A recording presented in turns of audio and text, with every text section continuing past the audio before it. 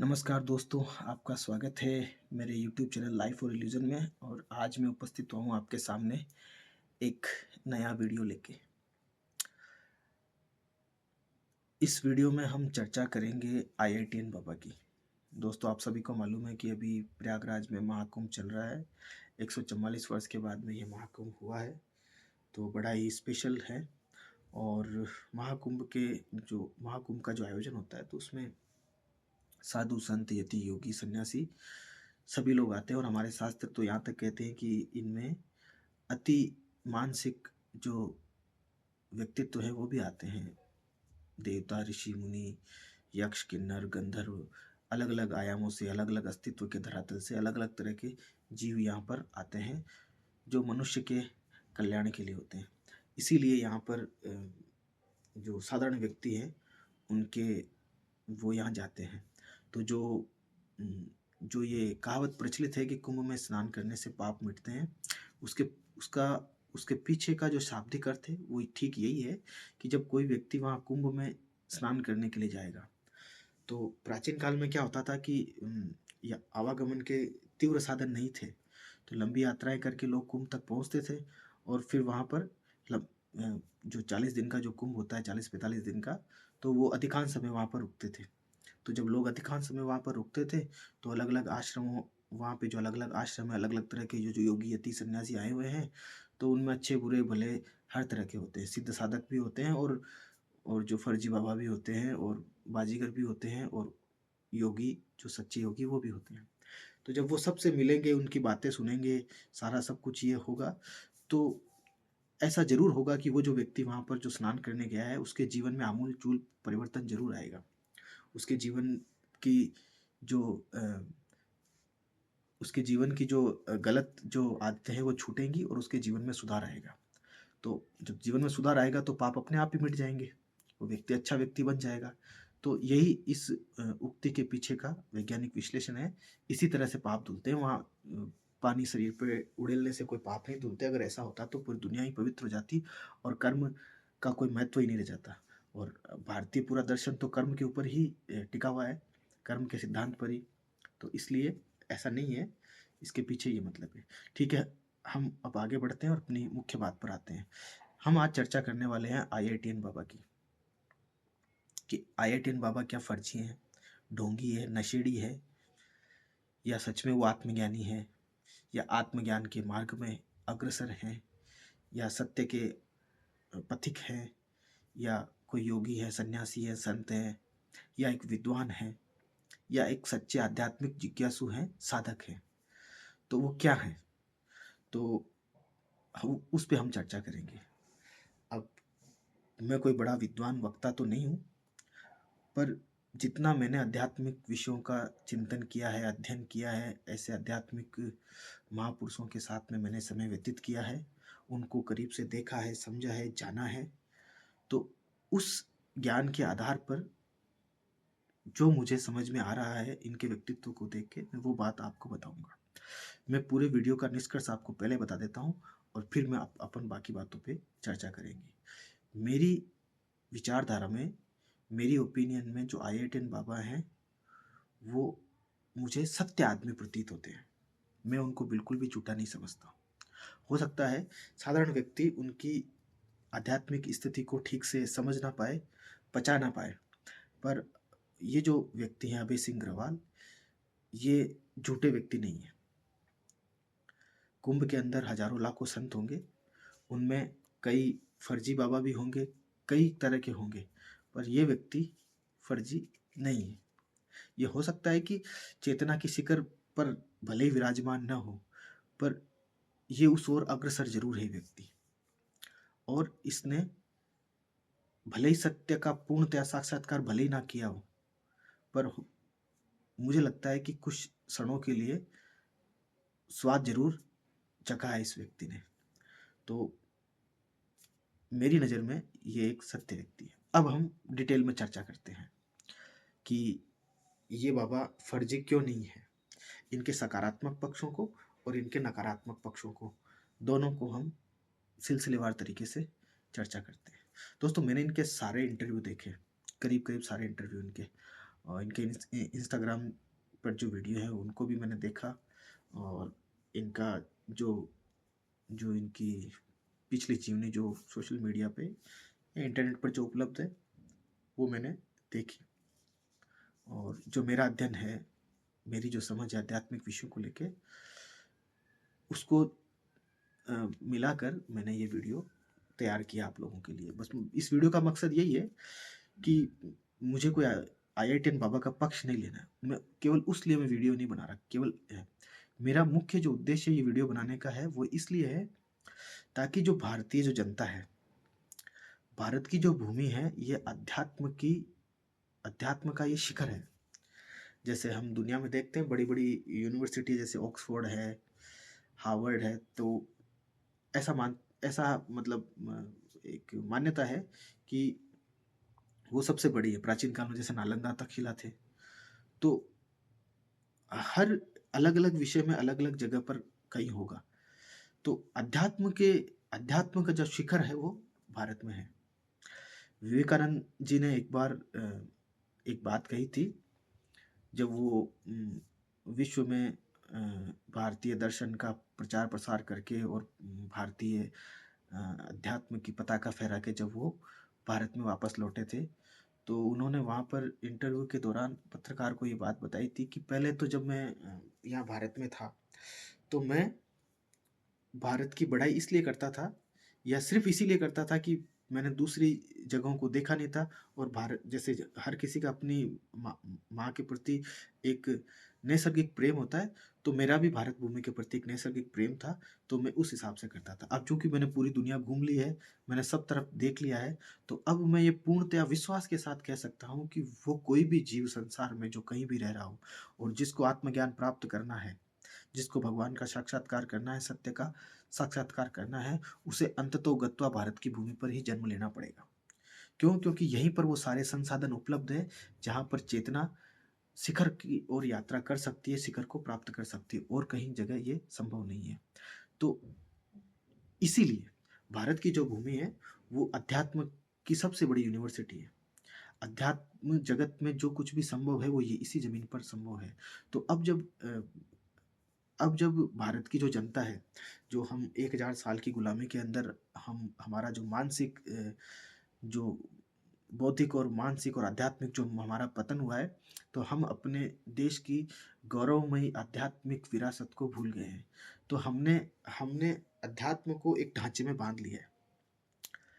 कबीर का एक भजन है, जोगी मन नहीं रंगाया रंगाया कपड़ा, कि जो जोगी है उसने मन नहीं रंगाया और कपड़ा रंगा लिया। तो कहने का मतलब है, ये काफ़ी लंबा भजन है, इसमें अलग अलग तरह से कबीर ने नकली फर्जी साधुओं पर कटाक्ष किया है।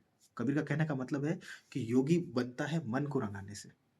अगर किसी का अगर नहीं रंगा है, मतलब अगर उसके मन में अगर सत्य प्रकाशित नहीं हुआ है और उसने केवल भगवा वस्त्र पहन लिए हैं, बड़े बड़ी मालाएं लपेट ली है, जटाजूट हो गया है और ऐसे घूम रहा है, जरूरी नहीं कि उस व्यक्ति को सत्य का ज्ञान हो। लेकिन अगर कोई व्यक्ति साधारण वेशभूषा में है, साधारण कपड़े पहन रखे हैं, जटाएं नहीं भी हैं, है भी, माला पहन रखी है, नहीं भी है, लेकिन उसका मन रंग गया है भगवान के रंग में, तो वो बहुत बड़ा योगी है। तो इसीलिए हम अध्यात्म को किसी एक सांचे में न बांधे। प्राचीन काल में कुंभ में यही होता था, हरि अनंत, हरि कथा अनंता। भगवान है वो अनंत है और उन तक पहुंचने के रास्ते भी अनंत है। तो किसी एक रास्ते में हम भगवान को नहीं बांध सकते कि किसी एक रास्ते से ही भगवान तक कोई पहुंचेगा। विश्व के जो दूसरे अलग देशों के जो जो मत है, जो मजहब है, जो उनकी परंपरा है, वो इसी वजह से पीछे रह गए। उनको लगता है कि अगर किसी को ईश्वर को प्राप्त करना है, ईसाइयों को लगता है कि अगर किसी को ईश्वर को प्राप्त करना है तो पहले उसे ईसाई बनना पड़ेगा। मुसलमानों को लगता है कि किसी को भगवान को प्राप्त करना है तो पहले उसे इस्लाम अपनाना पड़ेगा। लेकिन भारतीय सनातन परंपरा में ऐसा नहीं। वहाँ ऐसा कहता है कि आप जहाँ हो, जो हो, जिस जगह हो, जिस तरीके से हो, आप वहीं से ईश्वर को प्राप्त कर सकते हो। आपको इधर उधर कहीं कन्वर्ट होने की ज़रूरत नहीं है। बस आपकी श्रद्धा मजबूत होनी चाहिए, आपके विचार जो है वो सार्वभौमिक सत्य को जानने के लिए होने चाहिए। आप अगर सत्य के साधक हैं तो आप अपने रास्ते पर चलते हुए ईश्वर का साक्षात्कार कर लेंगे। इसलिए जब भारत की जनता अगर किसी एक ही तरह को अगर मान ले कि अगर यही व्यक्ति जो है वो जो कपड़े पहना हुआ है या कुछ है और वही साधु है बाकी नहीं है, या बाकी कोई है तो वो कुछ बात अलग बात कह रहा है तो वो है, तो इससे वो नहीं होगा। दूसरी सबसे बड़ी बात कि प्राचीन काल में जो जो धर्म था वो विज्ञान आधारित था, यानी जिसे हम अध्यात्म कहते हैं, तो अध्यात्म का मतलब होता है धर्म और विज्ञान दोनों आपस में जुड़े हुए। जब धर्म और विज्ञान को हम अलग अलग कर देते हैं तो धर्म तो ढोंग बन जाता है, पाखंड बन जाता है, और विज्ञान जो है वो विनाशकारी बन जाता है। मेरी बात को आप बहुत ध्यान से सुनना। धर्म और विज्ञान दोनों जुड़े हुए हैं, जब दोनों जुड़ जाते हैं तभी उसको अपन अध्यात्म बोलते हैं। क्योंकि धर्म सही है या नहीं है ये उसको विज्ञान देता है। अगर धर्म विज्ञान की कसौटी पर खरा उतरता है, धर्म जो बातें बताता है उसके पीछे अगर वैज्ञानिक आधार है, तो वो जो कर्म कांड है वो पाखंड ना बन के एक एक वैज्ञानिक प्रक्रिया बन जाता है। तो इससे इससे क्या होता है कि उस धर्म को बल मिलता है, क्योंकि उसके पीछे जो आधार है वो वैज्ञानिक आधार है। और विज्ञान जो है उस पे अगर धर्म का अंकुश होता है तो विज्ञान विनाशकारी नहीं होता है। जैसे आज हम देख रहे हैं नदियों का अ, जल जो है सूख रहा है, ग्लोबल वार्मिंग हो रही है, जो जो वन है, वन संपदा है वो नष्ट हो रही है, जमीन नष्ट हो रही है, पानी खराब हो रहा है, हवा खराब हो रही है, सब कुछ खराब हो रहा है। ऐसा क्यों हो रहा है? क्योंकि विज्ञान पर से धर्म का अंकुश हट गया। जब विज्ञान पे से धर्म का अंकुश जब हट गया तो विज्ञान विनाशकारी हो गया। तो प्राचीन काल में ये दोनों एक दूसरे के कॉम्प्लीमेंट्री थे, पूरक थे। विज्ञान के ऊपर धर्म का अंकुश था, और धर्म जो है उसको विज्ञान ने जो है वैज्ञानिक आधार दिया था। तो दोनों जब मिल जाते हैं तो अध्यात्म बनता है। लेकिन पिछले 1000 साल की जो जो कालखंड है, या इससे ऊपर नीचे जो भी हो, इसमें क्या हुआ कि जो जो मनुष्य जो जाति है, या विशेषतः मैं भारत के संदर्भ में कहूँ, तो हमारा बौद्धिक, नैतिक, सामाजिक, आर्थिक, राजनीतिक, आध्यात्मिक हर तरह से हमारा पतन हो गया। और इस पतन के अंदर ये सारी जो चीजें हैं वो सब धराशायी हो गई। तो आज हम इस स्थिति में आके खड़े हुए हैं कि जो हमारे जो कर्म कांड है, जो धर्म है, वो पाखंड बन के रह गए, क्योंकि इसके पीछे का विज्ञान हट गया। अब प्राचीन काल में कुंभ में क्या होता था कि उस जमाने के जो वैज्ञानिक थे, वैज्ञानिक कौन? ऋषि मुनि, ये वैज्ञानिक थे। कणाद ऋषि, कपिल मुनि, ये सब क्या थे? ये सब वैज्ञानिक ही हैं। और जब आप उपनिषदों को पढ़ेंगे, जब आप शास्त्रों को पढ़ेंगे, तो आपको मालूम पड़ेगा कि ये सब लोग उस जमाने के वैज्ञानिक थे। आप इन्हें वैज्ञानिक कह सकते हो। ये सब लोग वहां आते थे, ये सब लोग वहां आते थे और ये सत्य का शोधन करते थे, सत्य की ओर कैसे जाया जाए। और जो जो इन्होंने शोध किए हैं, उन शोध को मानव मात्र के भलाई के लिए कैसे उपयोग में लाया जाए, इस बात की चर्चा होती थी। तो यही तो उद्देश्य था अध्यात्म का। अब अगर आप सिर्फ कुंभ को डुबकी लगाने तक सीमित कर देंगे तो कुंभ का जो मकसद है वो मकसद पूरा नहीं हो पाएगा। तो आईआईटियन बाबा देखो यहाँ आए, और आप एक चीज को नोट करना, मुझे तो लगता है कि ये भगवान सदाशिव की ही लीला है कि उन्होंने आईआईटियन बाबा जैसे व्यक्ति को यहाँ भेजा, और मीडिया जो है वो इस बात पर डिस्कस करे। क्योंकि जब वो वायरल हो रहे हैं, तो वायरल होने का मकसद क्या है? ताकि देखो, किसी भी देश का जो भविष्य होता है, समाज का, देश का, राष्ट्र का, विश्व का, वो युवा होते हैं। क्योंकि जिन्होंने अपनी उम्र पूरी कर ली, तो उनके लिए ज़्यादा नया कुछ करने के लिए बचा नहीं है। वो भी अपना योगदान देते होंगे, पर ज़्यादा कुछ नहीं। युवा जो है वो किसी भी समाज, किसी भी जाति, किसी भी राष्ट्र, किसी भी सभ्यता का जो भविष्य है वो तय करते हैं। तो अब जब आज के वैज्ञानिक सोच वाले युवाओं को किसी भी तरह से, सोशल मीडिया किसी भी माध्यम से, वायरल खबर के माध्यम से जब ये पता चलेगा कि एक व्यक्ति है जो वैज्ञानिक सोच वाला है, वैज्ञानिक पृष्ठभूमि से आया है, और वो सब कुछ त्याग करके और वो सत्य को वैज्ञानिक तरीके से पेश कर रहा है, और उसने भी नशा करा है, वो भी अल्हड़ ज़िंदगी जी है। तो वो जो आजकल के युवा जो नशे में डूबे हुए हैं, अल्हड़ ज़िंदगी जी रहे हैं, मदमस्त ज़िंदगी जी रहे हैं, तो वो क्या करेंगे कि इस व्यक्ति से खुद को कनेक्ट कर पाएँगे। तो वो जाने-अनजाने में ही सही पर इसकी बातों को सुनेंगे, इस व्यक्ति की बातों को। तो इससे क्या होगा? क करोड़ों आदमी सुनेंगे तो लाखों आदमी थोड़ा उस पर विचार करेंगे, चिंतन करेंगे, मनन करेंगे, तो कुछ हज़ार आदमी जो होंगे वो सत्य की ओर अग्रसर होंगे। तो फ़ायदा तो होगा ही। अब ये तो मैं एक उदाहरण के तौर पे बता रहा हूँ पर काफ़ी फ़ायदा होगा।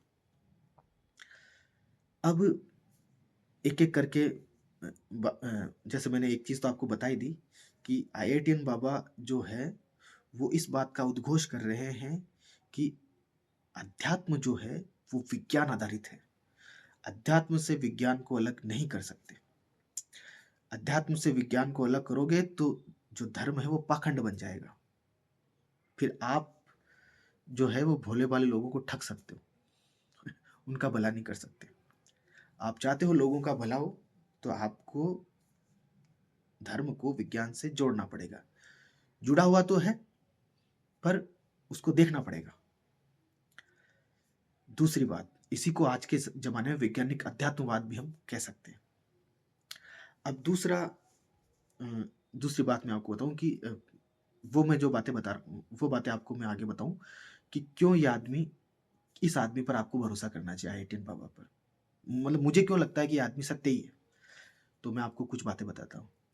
देखो, एक तो इस आदमी का जब आप जीवन देखोगे, इसकी आप बातें सुनोगे, तो इनकी बातों से आपको लगेगा कि ये जो कुछ भी कह रहे हैं, ये बना-बनाया नहीं कह रहे।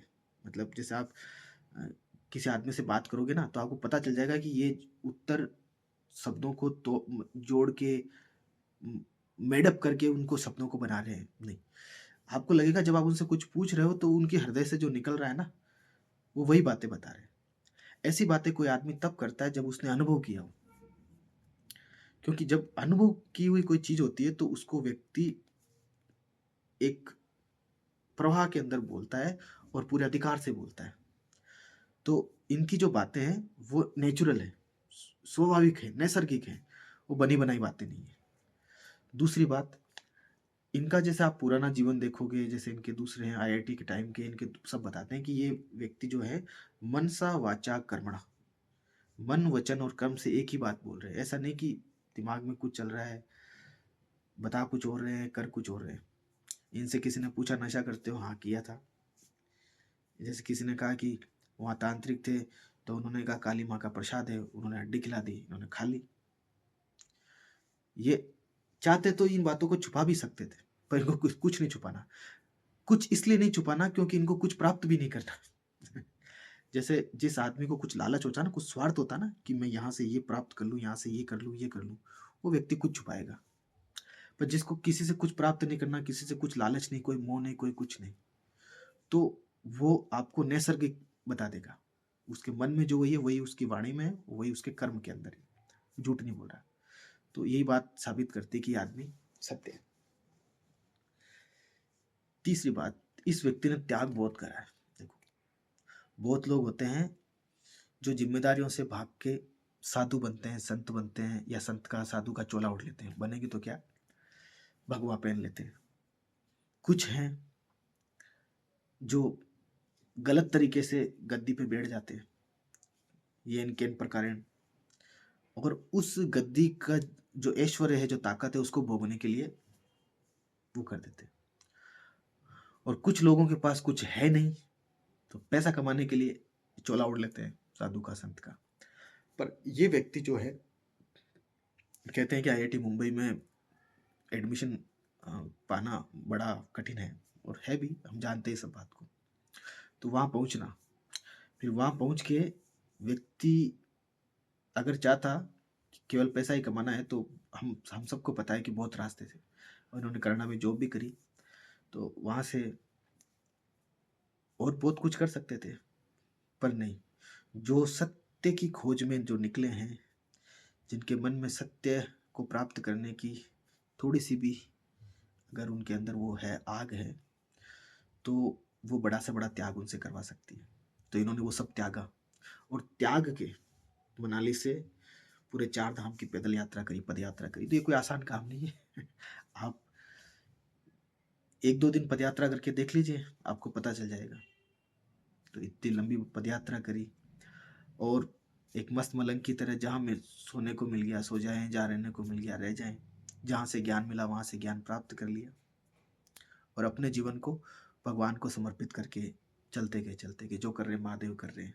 तो इसका मतलब क्या है कि खुद को भगवान के शरणागत मान के, तो श्रद्धा अटूट है तभी तो शरणागत भगवान को मान रहे हैं और फिर उनके आदेश की पालना करते हुए चल रहे हैं, है ना? जो हृदय में जो विचार उत्पन्न हो रहे हैं उनको फॉलो करते हुए चल रहे हैं।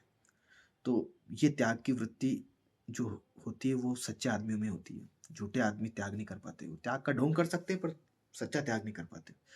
तो इन बाबा के जीवन में त्याग भी है। सत्य की खोज के लिए ये बाबा हैं वो बड़े ही वो है, दृढ़ है। जैसे इन्होंने कहा ना कि इनके कॉलेज के दिनों में उनके मन में था कि मैं ये जानूं कि ये ऐसा क्यों होता है, तो ये अध्यात्म और जो ऐसी चीज़ें पढ़ते थे। फिर ये अपने उसको ढूंढते गए कि मन में ऐसे विचार क्यों आते हैं, मन में डिप्रेशन क्यों आ रहा है, ये क्यों आ रहा है, तो खोज करते गए। तो वो ज्ञान योगी का वो रास्ता है कि ऐसा क्यों हो रहा है, क्यों हो रहा है, क्यों हो रहा है। तो वो निगेट करते जाते हैं ना, अच्छा ये नहीं है, ये नहीं है, शास्त्रों क्या नेति नेति। तो नेति नेति करते करते अंत में व्यक्ति जहाँ मौन हो जाता है कि हाँ वो पहुंच गया वहां पे। तो ऐसे करके ये व्यक्ति सत्य के मार्ग के पथिक हैं।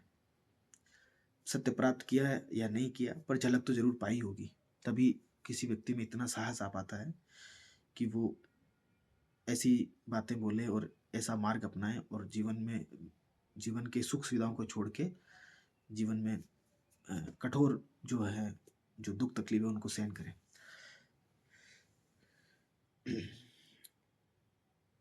एक चीज है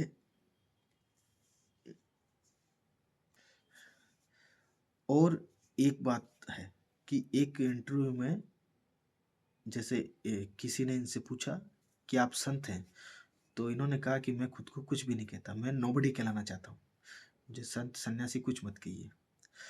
इन्होंने कहा कि अगर मुझे आप संत कहोगे तो जनता का जो संत समाज है उसका गलत इमेज बनेगी। क्यों? क्योंकि जैसे मैंने तो हर कुछ खाया है, हर कुछ पिया है, नशा किया, ये किया है, तो वो उचित नहीं होगा, तो मुझे आप नोबडी रहने दीजिए। तो ऐसा ही सब करके, यानी ये व्यक्ति कुछ छुपाना नहीं चाहता, कुछ वो नहीं, ये सत्य के लिए कर रहा है और कोई मकसद नहीं है, बस लोग सत्य की बात करें। अब मैं कुछ इंपॉर्टेंट बातें जो आपको बता रहा हूँ, एक इनके जो 2-3 इंटरव्यू का जो निष्कर्ष मैंने देखा था, तो इन्होंने कहा कि इन्होंने कुंभ के बारे में एक विजन बताया अपना। हो सकता है शायद बहुत कम लोगों ने उसको देखा हो और कईयों ने तो ये सोच के उसको साइड में कर दिया होगा कि अरे कोई एरा गेरा कोई नशेड़ी आदमी बोल रहा है क्या। पर आप देखिए एक्चुअल में आने वाले समय में जब कुंभ होंगे तो यही विजन उनका होगा, क्योंकि प्राचीन काल में ऐसे ही होते थे कुंभ, है ना? जहाँ वैज्ञानिक सोच वाले लोग आते हों दुनिया के हर हिस्से से, जो विज्ञान के जो बड़े बड़े जो इंस्टीट्यूट हैं जहाँ पर वैज्ञानिक शोध हो रहे हों, क्योंकि जहाँ पे वैज्ञानिक शोध हो रहे हैं वो एक्चुअल में ज्ञान योग के संस्थान ही हैं। वो ज्ञान के द्वारा ईश्वर तक पहुंचना चाहते हैं। और जहाँ जहाँ जो साहित्यकार है, जैसे उन्होंने बताया कि जो कथक कथक नृत्य और दूसरी भारतीय जो नृत्य शैलियाँ वो भी एक्चुअली भगवान की आराधना ही कर रहे हैं। तो दुनिया में जहाँ कहीं भी जो कुछ भी हो रहा है भगवान को पहुंचने के लिए वो सब लोग जैसे यहाँ आए, अलग अलग जगह उनके बीच में वो हो, तार्किक बातें हो और वो उनको लोग सुने। यही तो कुंभ का मकसद था। कुंभ का ये मकसद कभी नहीं था कि आप डुबकी लगाओ और आ जाओ। आप में अगर परिवर्तन ना हुआ, वहां से वहां पे गए, वहां रहे और वापस आए और आपके जीवन में आमूल चूल परिवर्तन ना हो, आपके जीवन में सकारात्मकता ना आई हो, पॉजिटिविटी ना आई हो, सत्य के प्रति आपके अंदर निष्ठा ना हुई हो, भगवान के प्रति श्रद्धा उत्पन्न नहीं हुई हो, आप वैसे ही चोरी चकारी पहले कर रहे थे बाद में करते रहे, तो कुंभ नहाने का क्या मतलब आपका? लेकिन वो फायदा आपको कब मिलेगा? जब कुंभ में वो सब चीजें हो रही हो। तो ये एक बात है। इसलिए इस व्यक्ति को आप ऐसे ही नहीं ले सकते। चलो ये तो सारी मैंने आपको इनकी सकारात्मक बातें बता दी। अब आपके मन में प्रश्न होगा कि साहब इनके जीवन की कुछ ऐसी बातें हैं जो गले नहीं उतरती।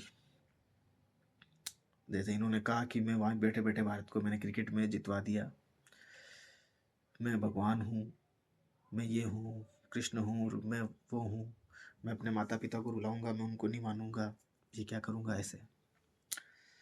तो आप कैसे विश्वास करें इस आदमी पे? तो इसका मैं आपको 2 जवाब दे सकता हूँ। एक मैं आपको कबीर का एक दुआ सुनाता हूँ। कबीर का एक दुआ है, साधु ऐसा चाहिए जैसा सूप सुभाए, सार सार को गही रहे, थोथा दे उड़ाए। साधु पुरुष की जो वृत्ति होनी चाहिए वो ऐसी होनी चाहिए, जैसे सूप होता है ना, उसमें जैसे में अपन वो गेहूं जो उसमें वो करते हैं, तो उसमें क्या होता है कि जो थोथा जो धान होता है वो ऊपर उड़ जाता है और गेहूं जो है नीचे होता है। तो साधु की वृत्ति ऐसी होनी चाहिए, थोथी जो चीजें होती है उड़ा देनी चाहिए और जो सार होता है उसको ग्रहण कर लेना चाहिए। माता सरस्वती, माता गायत्री हंस पर सवार होती है। गायत्री यानी जो सज्ञान है, तो उसका मतलब क्या, वो हंस है। हंस का मतलब क्या, उसमें निर्शील विवेक होता है। वो पानी अलग कर देता है, दूध अलग कर देता है।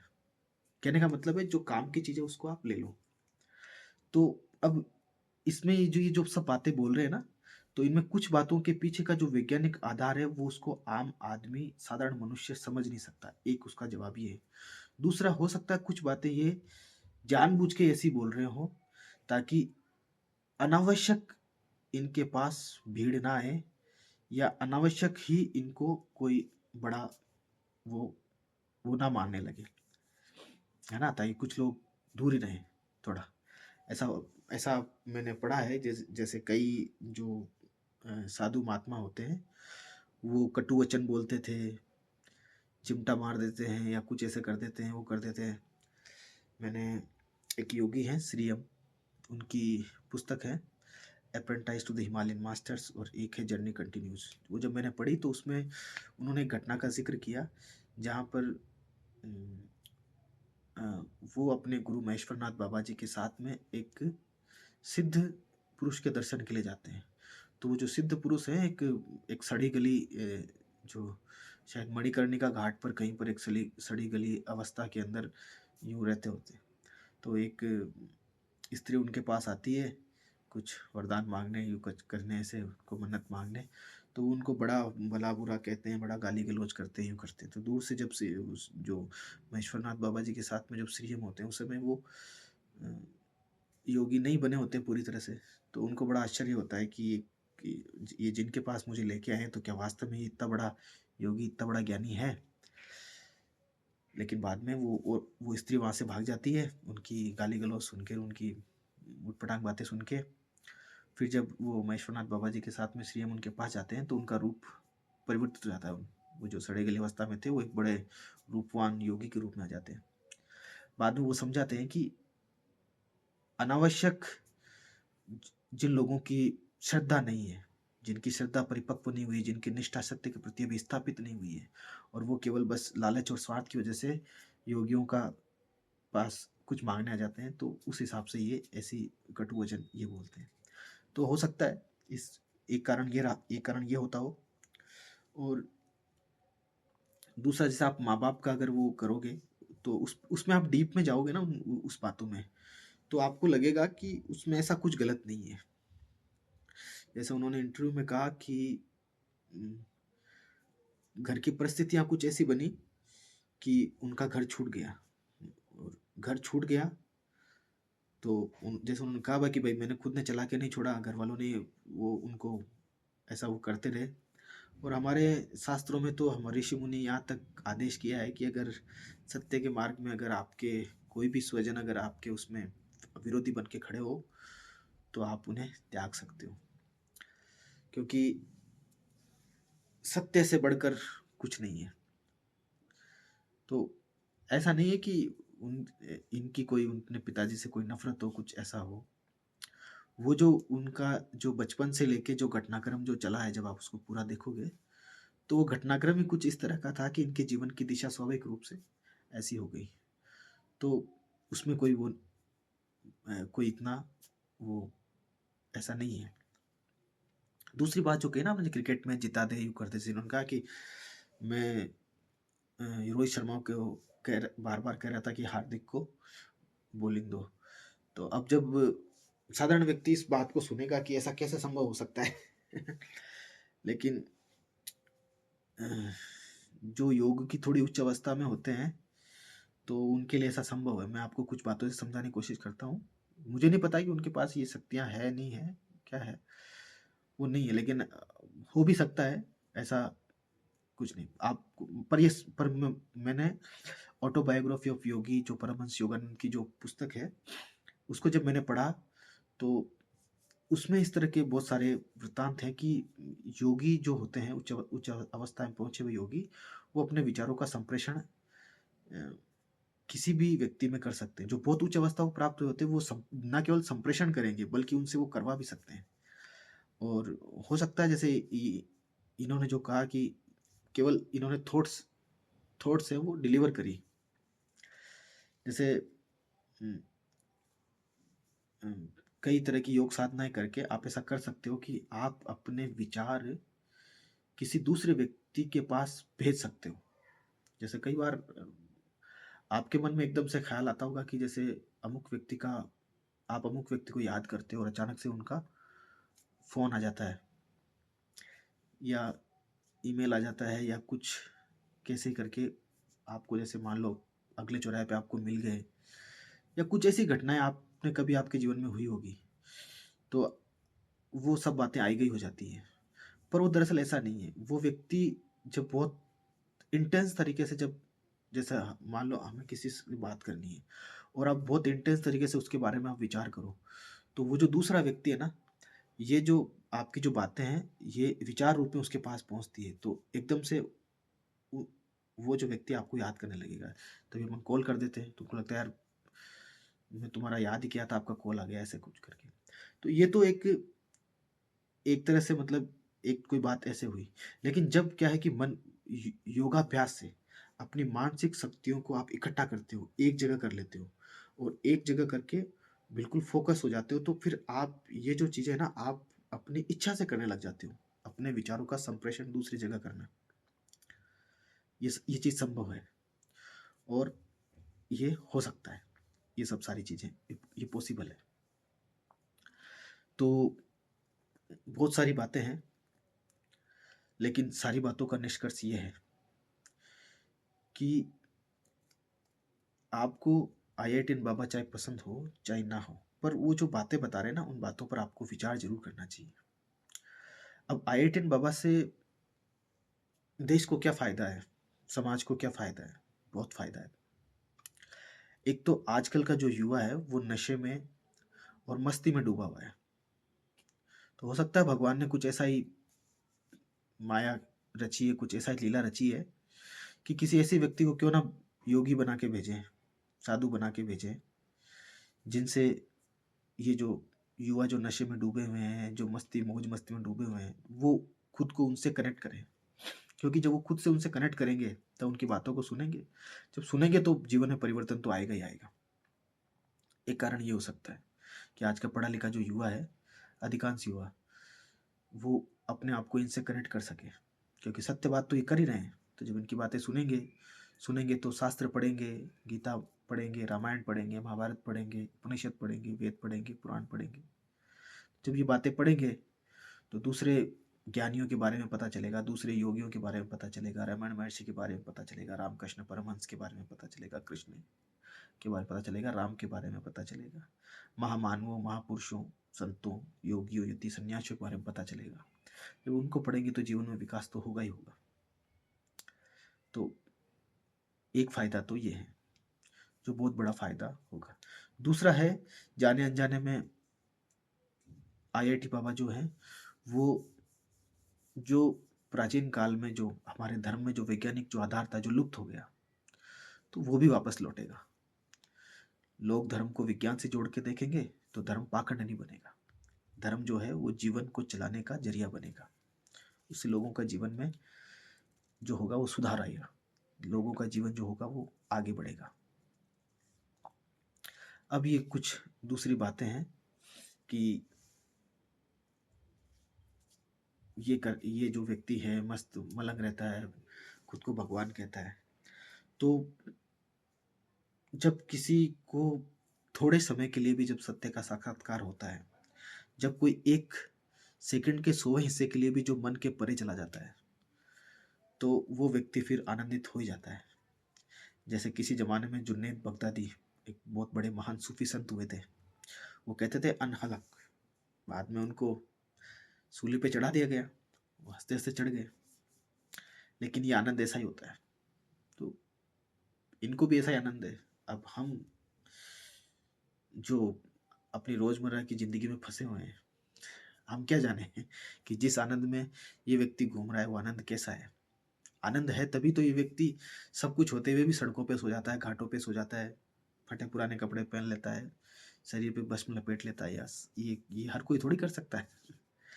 आनंद की अनुभूति ना हुई हो, तो ऐसा करना संभव नहीं है। तो जब हमको ये पता है, जब हम शास्त्र पढ़ते हैं और शास्त्र में कहते हैं तदिक्षते बहुश्याम प्रजयाम, वो अपनी इच्छा से ही एक से अनेक हो गया, एकोम बहुश्यामी, वो एक ही अनेक बन गया। तो जब वो एक ही अनेक बना है और जब हम कुछ क्षण के लिए ही अगर उस एक रूपता का साक्षात्कार कर लें, तो फिर क्या हमसे कोई अलग है? तो फिर इनका बोलना कोई झूठ नहीं है। अगर ये कहे कि मैं ही राम था, मैं ही कृष्ण था, मैं ये था, तो क्या गलत है? क्योंकि सच मायने में तो आप ही उसी भगवान का हिस्सा हो, क्योंकि आप में भी तो वही भगवान प्रकाशित है, बस आपने अनुभव नहीं करा है। जिस दिन आप भी एक क्षण के लिए अनुभव करोगे, आप भी ऐसे आनंदित होगे, आप भी कहोगे मैं ही कृष्ण हूँ, मैं ये हूँ, मैं हूँ। जो हमारे शास्त्रों में पंच महावाक्य है ना, सो हम, मैं वही हूँ, सच्चिदानंदो हम, मैं ही सच्चिदानंद हूँ, शिवम, मैं ही शिव हूँ, अयम आत्मा ब्रह्म, ये जो मेरी आत्मा है, यही ब्रह्म है, तत्त्वमसि, तू वही है।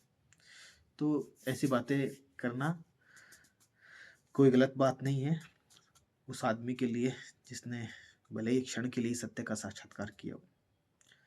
तो आप इनकी उन बातों को नज़रअंदाज कर सकते हैं जो आपकी समझ में नहीं आ रही है, उनको आप समझने का प्रयास करें और इनकी बातों को आप सीरियसली लें। पसंद हो चाहे नहीं हो, आपको उससे क्या फ़र्क पड़ता है? सत्य तो सत्य ही रहता है, चाहे उसको एक ही व्यक्ति कहे, है ना? यही तो हमारा ध्येय वाक्य है हमारे संविधान में, सत्यमेव जयते। तो मेरी ओपिनियन में आईआईटियन जो बाबा हैं, वो बड़ी उच्च अवस्था में पहुँचे हुए योगी हैं। इनकी अवस्था निश्चय ही ऊपर की ओर है और ये सत्य के मार्ग पर अग्रसर हैं। काफ़ी कुछ इन्होंने पाया है और हम इनसे काफ़ी कुछ सीख सकते हैं, है ना? इनकी जो बातें हैं उनसे हम बहुत कुछ सीख सकते हैं, हमारे जीवन में काफ़ी सुधार आ सकता है। तो इन्हीं सब बातों के साथ मुझे दीजिए आज्ञा। ओम शांति।